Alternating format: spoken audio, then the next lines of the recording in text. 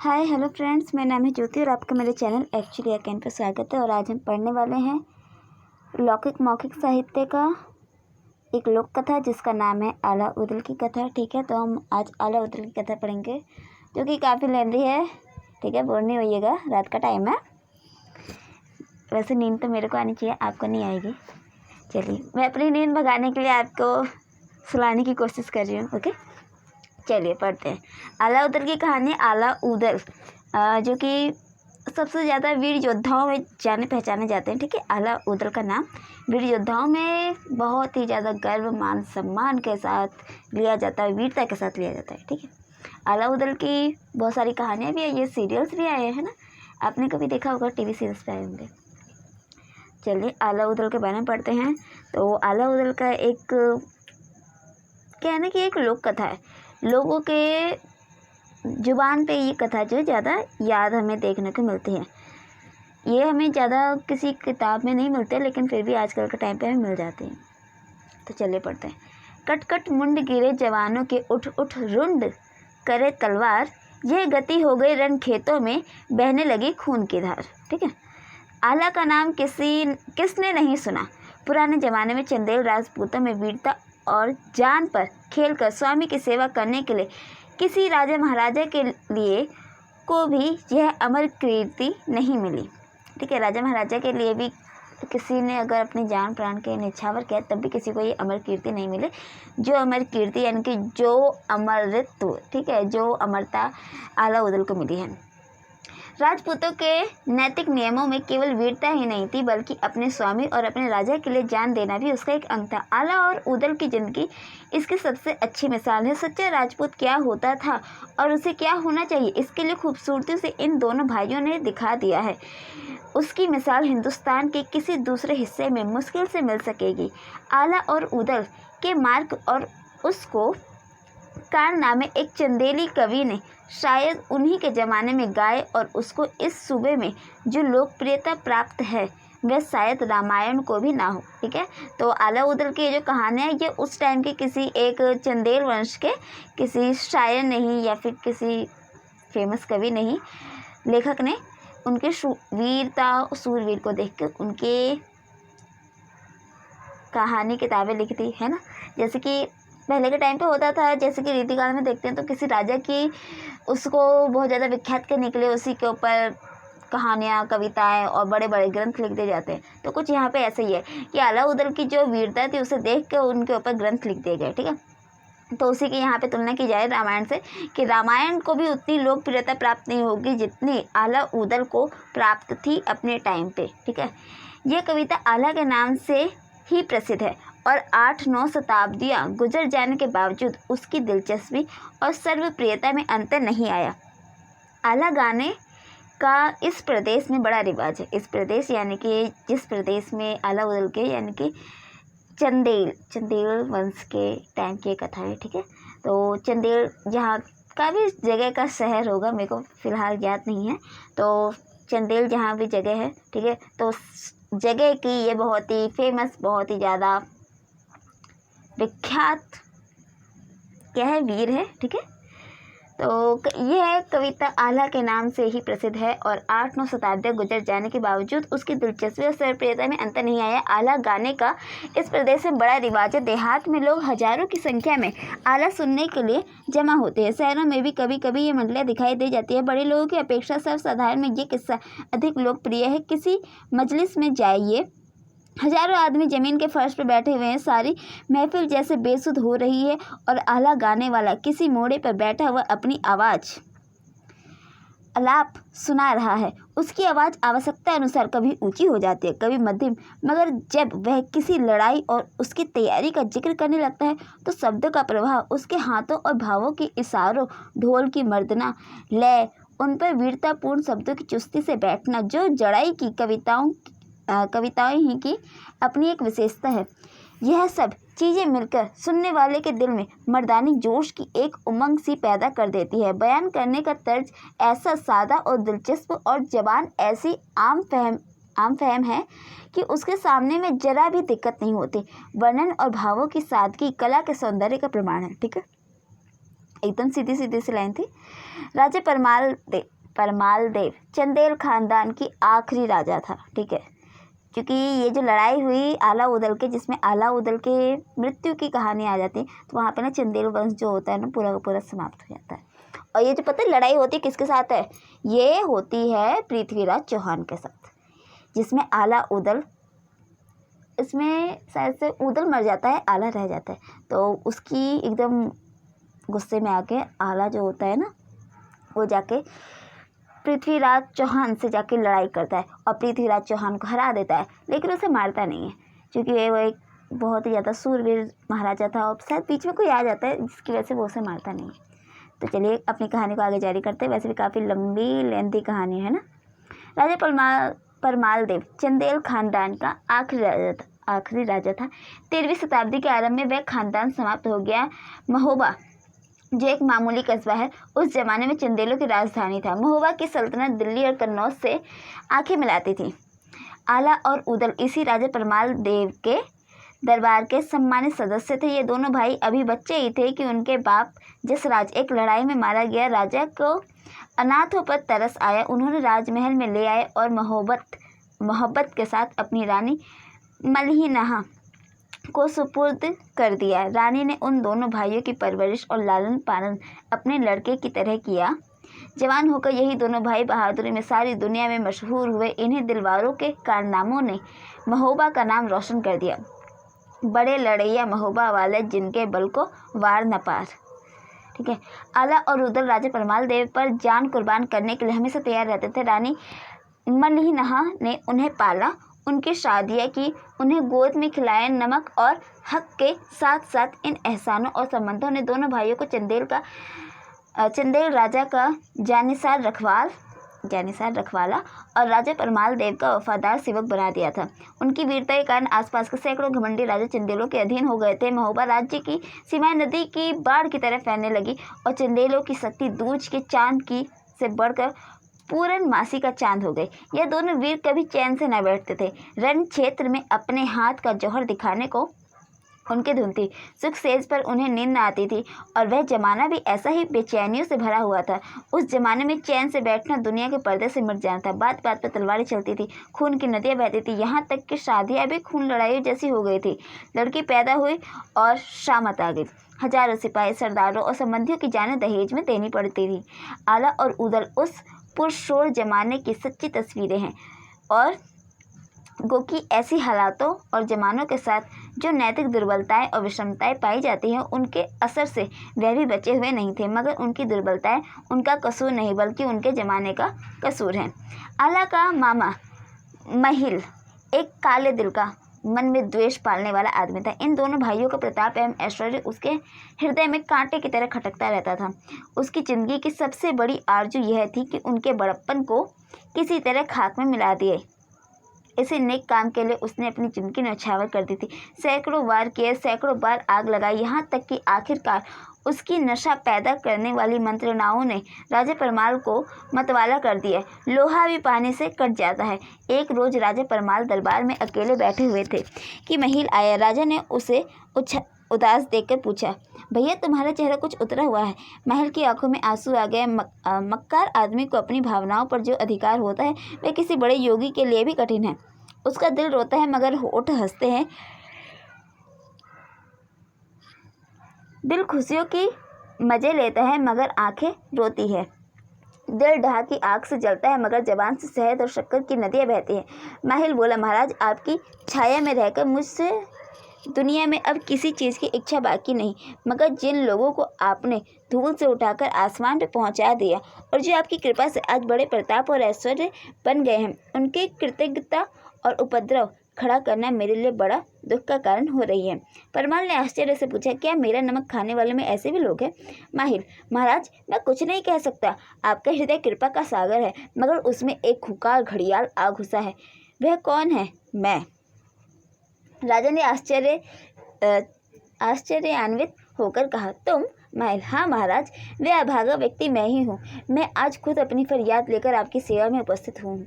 अपने संबंधियों के प्रति मेरा जो कर्तव्य है वह उस भक्ति की तुलना में कुछ भी नहीं जो मुझे आपके प्रति है। आला मेरे जिगर का टुकड़ा है, उसका मांस मेरा मांस, उसका रक्त मेरा रक्त, मगर अपने शरीर में जो रोग पैदा हो जाता है उसे विवश होकर हकीम से कहना पड़ता है। आला अपनी दौलत का नशा हो रहा है, आला को अपनी दौलत का नशा हो रहा है। उसके दिल में यह झूठा ख्याल पैदा हो गया है कि मेरे ही बाहुबल से यह राज्य कायम है। राजा परमाल की आंखें लाल हो गई। बोला, आला को मैंने हमेशा अपना लड़का समझा। महिल, लड़के से ज्यादा। परमाल, वह अनाथ था, कोई उसका संरक्षक ना था। मैंने उसका पालन पोषण किया, उसे गोद में खिलाया, मैंने उसे जागीरें दी, उसे अपनी फौज का सिपह सलार बनाया। उसकी शादी में मैंने 20,000 चंदेल सुरमाओं का खून बहा दिया। उसकी माँ और मेरी मलिनहा वर्षों गले मिलकर सोई हैं, और आला क्या मेरे एहसानों को भूल सकता है? माहिल, मुझे तुम्हारी बात पर विश्वास नहीं आता। माहिल का चेहरा पीला पड़ गया, मगर संभल कर बोला, महाराज, मेरी जबान से कभी झूठ बात नहीं निकली। परमाल, मुझे कैसे विश्वास हो? माहिल ने धीरे से राजा के कानों में कुछ कहा दिया। आला और उदल दोनों चौगान के खेल का अभ्यास कर रहे थे। लंबे चौड़े मैदान में हजार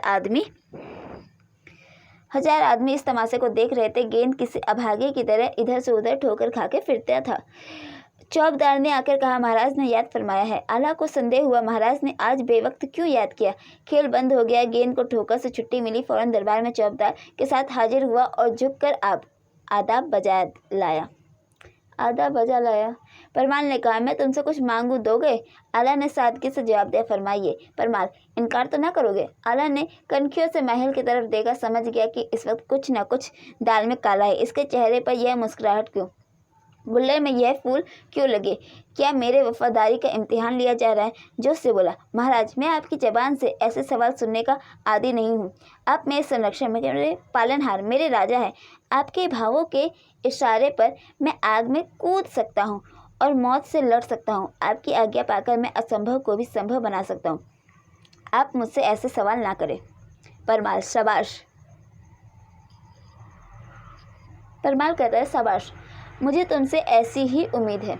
आला, मुझे क्या हुक्म मिलता है? परमाल, तुम्हारे पास नाहर घोड़ा है। आला ने जी हाँ कहकर माहिल की तरफ भयानक गुस्से भरी आंखों से देखा। परमाल, अगर तुम्हें बुरा ना लगे तो उसे मेरी सवारी के लिए दे दो। आला कुछ जवाब ना दे सका। सोचने लगा, मैंने अभी वादा किया है कि इनकार ना करूँगा। मैंने बात हारी है, मुझे इनकार ना करना चाहिए। निश्चय ही इस वक्त मेरे स्वामी भक्ति की परीक्षा ली जा रही है। मेरा इनकार इस समय बहुत बेमौका और खतरनाक है। इसका तो कुछ गम नहीं, मगर मैं इनकार किस मुंह से करूं? बेवफा ना कहलाऊंगा। मेरा और राजा का संबंध केवल स्वामी और सेवक का ही नहीं। मैं उनकी गोद में खेलता जब मेरा हाथ कमजोर था और पाँव में खड़े होने का बुत्ता ना था, तब उन्होंने मेरे जुल्म सहे हैं। क्या मैं इनकार कर सकता हूँ? विचारों की धारा मुड़ी। माना कि राजा का एहसान मुझ पर अनगिनत है। मेरे शरीर का एक एक रुआ उनके एहसानों के बोझ से दबा हुआ है, मगर क्षत्रिय कभी अपनी सवारी का घोड़ा दूसरों को नहीं देता। ये क्षत्रियों का धर्म नहीं। मैं राजा का पाला हुआ और एहसानमंद हूँ। मुझे अपने शरीर पर अधिकार है, उसे मैं राजा पर न्यौछावर कर सकता हूँ, मगर राजपूती धर्म पर मेरा कोई अधिकार नहीं, उसे मैं नहीं तोड़ सकता। जिन लोगों ने धर्म के कच्चे धागे के लोहे की दीवार समझा है, उन्हीं से राजपूतों का नाम चमक रहा है। क्या मैं हमेशा के लिए अपने ऊपर दाग लगाऊं? माहिल ने इस वक्त मुझे खूब जकड़ रखा है। सामने खूंखार शेर है, पीछे गहरी खाई। या तो अपमान उठाऊं या कृतज्ञता कहलाऊं, या तो राजपूतों का नाम डुबाऊं या बर्बाद हो जाऊं। खैर, जो ईश्वर की मर्जी। मुझे कृतज्ञता कहलाना स्वीकार है, मगर अपमानित होना स्वीकार नहीं। बर्बाद हो जाना मंजूर है, मगर राजपूतों के धर्म में बट्टा लगाना मंजूर नहीं। आला सर नीचे किया इन्हीं ख्यालों में गोता खा रहा था। यह उसके लिए परीक्षा की घड़ी थी। इसमें सफल हो जाने पर उसका भविष्य निर्भर था, मगर महिल के लिए यह एक मौका उसके धीरज की कम परीक्षा लेने वाला ना था। वह दिन अब आ गया जिसके इंतजार में कभी आंखें नहीं थकी। खुशियों की यह बाढ़ अब संयम के लोहे की दीवार को काटती जाती थी। सिद्ध योगी पर दुर्बल मनुष्य की विजय होती जाती थी। एकाएक परमाल ने आला से बुलंद आवाज में पूछा, किस दनिधा में हो? क्या नहीं देना चाहते? आला ने राजा से आंखें मिलाकर कहा, जी नहीं। परमाल को तैश आ गया। कड़क के बोला, क्यों? आला ने अविचल मन से उत्तर दिया, ये राजपूतों का धर्म नहीं। परमाल, क्या मेरे एहसानों का यही बदला है? तुम जानते हो पहले तुम क्या थे और अब क्या हो? आला, जी हाँ जानता हूँ। परमाल, तुम्हें मैंने बनाया है और मैं ही बिगाड़ सकता हूँ? आला से अब सब्र ना हो सका, उसकी आंखें लाल हो गई और त्योरियों पर बल आ गया। तेज लहजे में बोला, महाराज, आपने मेरे ऊपर जो एहसान किया उनका मैं हमेशा कृतज्ञ रहूंगा। क्षत्रिय कभी एहसान नहीं भूलता, मगर आपने मेरे ऊपर एहसान किया है तो मैंने भी तो जी तोड़कर आपकी सेवा की है। सिर्फ नौकरी और नमक का हक अदा करने का भाव मुझे वह निष्ठा और गर्मी नहीं पैदा कर सकता जिनका मैं बार बार परिचय दे चुका हूँ। मगर खैर, अब मुझे विश्वास हो गया है कि इस दरबार में मेरा गुजर ना होगा। मेरा आखिरी सलाम कबूल हो और अपनी नादानी से मुझे जो कुछ भूल की है वह माफ़ कीजिए। माहिल की ओर देखकर उसने बोला, मामा जी, आज से मेरे और आपके बीच खून का रिश्ता टूटता है। आप मेरे खून के प्यासे हैं तो मैं भी आपकी जान का दुश्मन हूँ। आला की माँ का नाम देवली देवी था। उसकी गिनती उन हौसले वाली उच्च विचार स्त्रियों में है जिन्होंने हिंदुस्तान के पिछले कारनामों को इतना स्पृहणीय बना दिया है। उस अंधेरे युग में भी, जबकि आपसी फूट और बैर की एक भयानक बाढ़ मुल्क में आ पहुंची थी, हिंदुस्तान में ऐसी ऐसी देवियां पैदा हुई जो इतिहास के अंधेरे से अंधेरे पन्ने को भी ज्योतित कर सकती हैं। देविल देवी से सुना कि आला ने अपनी आन को रखने के लिए क्या किया तो उसकी आंखें भर आई। उसने दोनों भाइयों को गले लगाकर कहा, बेटा, तुमने वही किया जो राजपूतों का धर्म था। मैं बड़ी भाग्यशाली नहीं हूँ कि तुम जैसे दो बात की लाज रखने वाले बेटे पाए हैं। उसी रोज़ दोनों भाइयों ने महोबा से कूच कर दिया। ठीक है, महोबा छोड़ के चलेगा। महोबा से कूच कर दिया। अपने साथ अपनी तलवार, घोड़े के सिवा और कुछ नहीं लिया। माल असबाब सब वहीं छोड़ दे। सिपाही की दौलत और इज्जत सब कुछ उसकी तलवार है। जिसके पास वीरता की संपत्ति है उसे दूसरी किसी संपत्ति की जरूरत नहीं है। बरसात के दिन थे, नदी नाले उमड़े हुए थे। इंद्र की उदारता से माला माल होकर जमीन फूली नहीं समाती थी। पेड़ों पर मोरियों की रसीली झनकारें सुनाई देती थी और खेतों में निश्चिंतता की शराब से मतवाला किसान मल्हार की ताने अलाप रहे थे। पहाड़ियों की घनी हरियावल पानी की दर्पण जैसी सतह और जंगली बेल बूटों के बनाव सावर से प्रकृति पर एक यौवन बरस रहा था। मैदानों की ठंडी ठंडी मस्त हवा, जंगली फूलों की मीठी मीठी सुहावनी आत्मा को उल्सा देने वाली महक और खेतों की लहराती हुई रंग बिरंगी उपज ने दिलों में आरजुओं का एक तूफान उठा दिया था। ऐसे मुबारक मौसम में आला ने महोबा को आखिरी सलाम दिया। दोनों भाइयों की आंखें रोते रोते लाल हो गई थी, क्योंकि आज उनसे उनका देश छूट रहा था। इन्हीं गलियों में उन्होंने घुटनों के बल चलना सीखा था। इन्हीं तालाबों में कागज की नावें चलाई थी। यही जवानी की बेफिक्रियों के मजे लूटे थे। इनसे अब हमेशा के लिए नाता टूटता था। दोनों भाई आगे बढ़ते जाते, मगर बहुत धीरे धीरे। यह ख्याल था कि शायद परमाल ने रूठने वालों को मनाने के लिए अपना कोई भरोसे का आदमी भेजा होगा। घोड़ों को संभालते हुए, मगर जब महोबा की पहाड़ियों का आखिरी निशान आंखों से ओझल हो गया तो उम्मीद की आखिरी झलक भी गायब हो गई। उन्होंने जिनका कोई देश ना था, एक ठंडी सांसें ली और घोड़े बढ़ा दिए। उनके निर्वासन का समाचार बहुत जल्द चारों तरफ फैल गया। उनके लिए हर दरबार में जगह थी। चारों तरफ से राजाओं के संदेश आने लगे। कन्नौज का राजा जयचंद ने अपने राजकुमार को उनसे मिलने के लिए भेजा। ठीक है, हाँ, मिलने के लिए भेजा। संदेशों से जो काम ना निकला वह इस मुलाकात ने पूरा कर दिया। राजकुमार की खातिरदारी और राव भगत दोनों भाइयों को कन्नौज खींच ले गई। जयचंद आंखें बिछाए बैठा था आला को अपनी सेनापति बनाने के लिए। आला उदल के चले जाने के बाद महोबे में तरह तरह के अंधेरे शुरू हुए। परमाल कामजी शासक था। मतहत राजाओं ने बगावत का झंडा बुलंद किया। ऐसी कोई ताकत न रही जो उन्हें झगड़ालू लोगों को वश में रख सके। दिल्ली के राजा पृथ्वीराज की कुछ सेना सिमटा से एक सफल लड़ाई लड़कर वापस आ रही थी। महोबे में पड़ाव किया। अक्खर सिपाहियों में तलवार चलते कितनी देर लगती है, चाहे राणा परमाल के मुलाजियों की जाति हो, चाहे चौहान सिपाहियों की। नतीजा यह हुआ कि चंदेलों और चौहानों के में अनबन हो गई। लड़ाई छिड़ गई। चौहान संख्या में कम थे। चंदेलों ने अतिथि सत्कार के नियम को एक किनारे रखकर चौहानों के खून से अपनी कलेजा ठंडा किया और यह ना समझे कि मुट्ठी भर सिपाहियों के पीछे सारा देश पर विपत्ति आ जाएगी। बेगुनाहों का खून रंग लाएगा। पृथ्वीराज को यह दिल तोड़ने वाली खबर मिली तो उसके गुस्से की कोई हद न रही। आंधी की तरह महोबे पर चढ़ दौड़ा और सिरको, जो इलाका महोबे का एक मशहूर कस्बा था, तबाह करके महोबे की तरफ बढ़ा। चंदेलों ने फौज खड़ी की, मगर पहले मुकाबलों में उनके हौसले पस्त हो गए। आला उदल के बगैर फौज बिना दूल्हे की बारात थी। सारी फौज तितर बितर हो गई। देश में तहलका मच गया। अब किसी क्षण पृथ्वीराज महोबे में आ पहुँचेगा। इस डर से लोगों के हाथ पांव फूल गए। परमाल अपने किए पे बहुत पछताया, मगर अब पछताना व्यर्थ था। कोई चारा न देखकर उसने पृथ्वीराज से 1 महीने की संधि की प्रार्थना की। चौहान राजा युद्ध के नियमों को कभी हाथ से जाने न देता था। उसकी वीरता उसके कमजोर, बेखबर और नामुस्तैद दुश्मन पर वार करने की इजाज़त न देती थी। इस मामले में अगर वह इन नियमों को इतनी सख्ती से पाबंद न होता तो शहाबुद्दीन के हाथों उसे वह बुरा दिन न देखना पड़ता। उसकी बहादुरी ही उसकी जान की ग्राहक हो गई। उसने परमाल का पैगाम मंजूर कर लिया। चंदेलों की जान में जान आए। अब सलाह मशवरा होने लगा कि पृथ्वीराज से क्यों कर मुकाबला किया जाए। रानी मलिनहा भी इस मशवरे में शरीक थी। किसी ने कहा महोबे के चारों तरफ एक ऊंची दीवार बनाई जाए। कोई बोला हम लोग महोबे को वीरान करके दक्षिण की ओर चले। परमाल जवान से तो कुछ न कहता, मगर समर्पण के सिवा उसे और कोई चारा न दिखाई पड़ता था। तब रानी मलिनहा खड़ी होकर बोली, चंदेल वंश के राजपूतों, तुम कैसे बच्चों के जैसी बात कर रहे हो? क्या दीवार खड़ी करके तुम दुश्मन को रोक लोगे? झाड़ू से कहीं आंधी रुक सकती है? तुम महोबे के वीरान करके भागने की सलाह देते हो?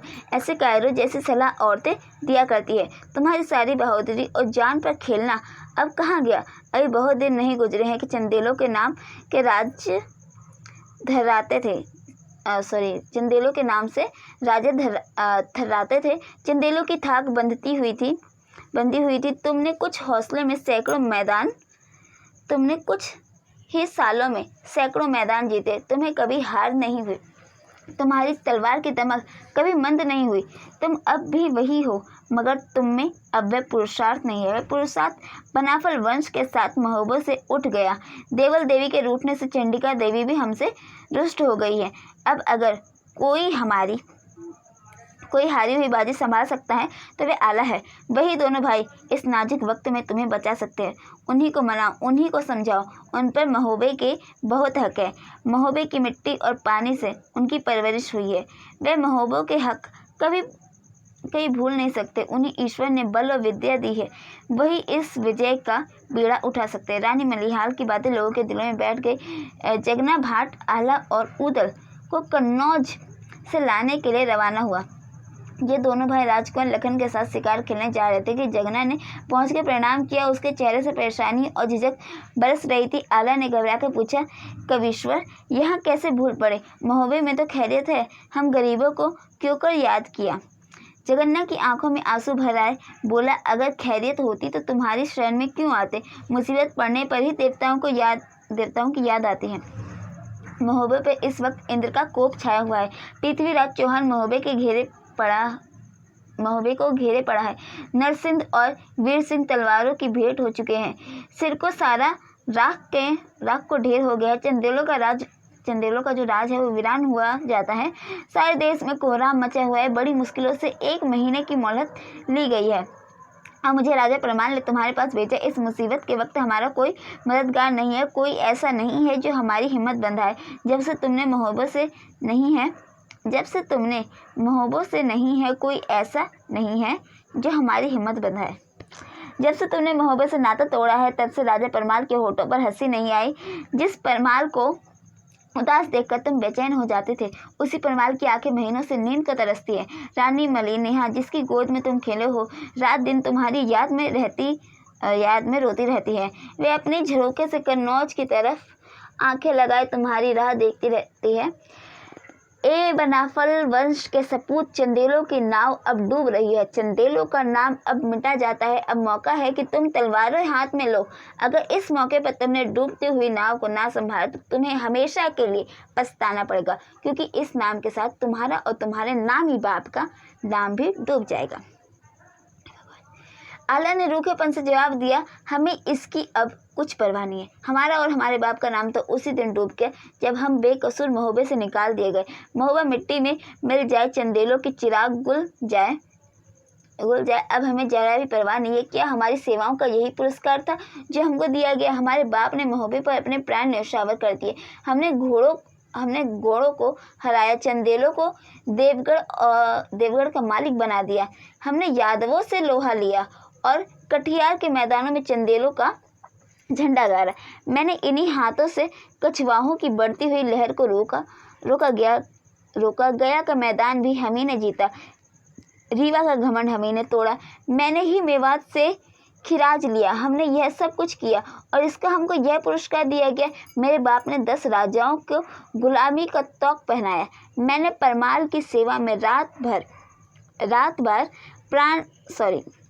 मैंने परमाल की सेवा में 7 बार जानलेवा जख्म खाए, 3 बार मौत के मुंह से निकल आया, मैंने 40 लड़ाइयाँ लड़ी और कभी हार कर ना आया। उदल ने 7 खूनी मार के जीते, हमने चंदेलों की बहादुरी का डंका बजा दिया, चंदेलों का नाम हमने आसमान तक पहुंचा दिया और इसके यह पुरस्कार हमको मिला। परमाल अब क्यों उसी दगाबाज महल को अपनी मदद के लिए नहीं बुलाते जिसको खुश करने के लिए मेरा देश निकाला हुआ था। जगन्ना ने जवाब दिया, आला, ये राजपूतों की बातें नहीं है, तुम्हारे बाप ने जिस राज पर प्राण न्यौछावर कर दिए वही राज अब दुश्मन के पांव तले रौंदा जा रहा है। उसी बाप के बेटे होकर भी क्या तुम्हारे खून में जोश नहीं आता? वह राजपूत जो अपनी मुसीबत में पड़े हुए राजा को छोड़ता है उसके लिए नर्क की आग के सिवा और कोई जगह नहीं है। तुम्हारी मातृभूमि पर बर्बादी की घटा छाई हुई है, तुम्हारी माएँ और बहनें दुश्मनों की आबरू लूटने वाली निगाहों का निशाना बन रही हैं।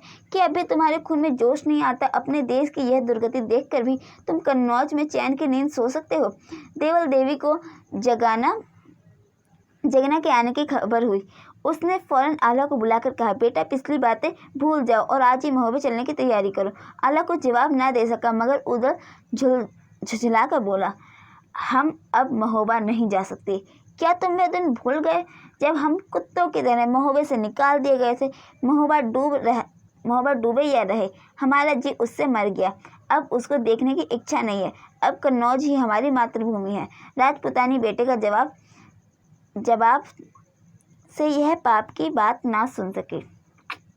राजपूतनी बेटे की जवाब जबान से यह पाप की बात ना सुन सकी, टेस्ट में आकर बोली, उदल, तुझे ऐसी बातें मुंह से निकालते हुए शर्म नहीं आती?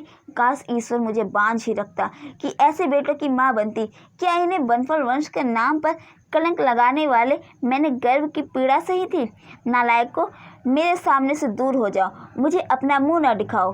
तुम जसराज के बेटे नहीं हो, तुम जिसकी रान से पैदा हुए वह जसराज नहीं हो सकता। ये ममरतंक चोटी स्वयं से दोनों भाइयों के माथे पर पसीना आ गया। दोनों उठ खड़े हुए और बोले, माता अब बस करो, हम ज़्यादा नहीं सुन सकते।